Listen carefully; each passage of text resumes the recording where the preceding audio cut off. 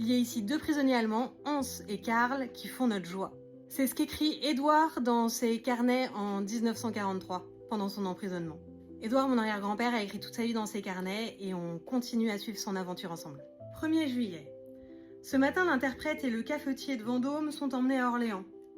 2 juillet. Depuis 3 jours, j'ai des coliques. Le docteur de la caserne m'a examiné et m'a donné un remède au charbon. On met chez moi un camarade, Clavier Charles, de Blois, 6 rue Belgie. 3 juillet. Nouveau sous-off, petit brun, peu de menton.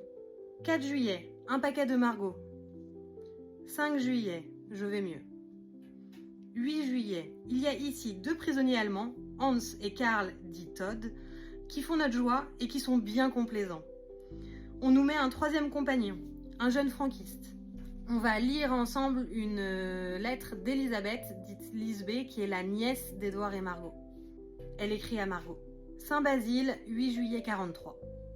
Ma chère tante, j'avais suivi à travers les lettres de grand-mère les inquiétudes que vous traversez. Nous sommes, papa et moi, en pensée auprès de vous. Maintenant que vous vous trouvez devant une situation aussi angoissante. L'énergie la plus forte ne suffit pas toujours à dominer l'émotion intérieure et à calmer l'inquiétude. Je me réjouissais de faire la connaissance de la jeune fille qui est devenue Claude depuis mon séjour à la Rougellerie avec grand-mère. Tout le monde en dit si grand bien et papa en tête. Je crains qu'elle n'aille pas à Châtel-Perron maintenant, comme moi, et reste auprès de vous. J'avoue qu'en lisant ça, je me suis demandé si c'était pas une tournure pour essayer de convaincre Margot de laisser Claude aller à Châtel-Perron pendant les vacances d'été. Dites-moi ce que vous en pensez.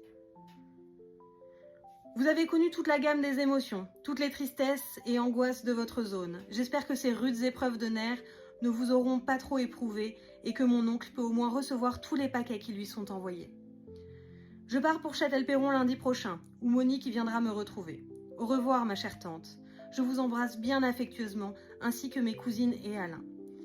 Papa vous envoie tous les bons souvenirs et se rappelle à ceux de vos enfants. Lisbeth.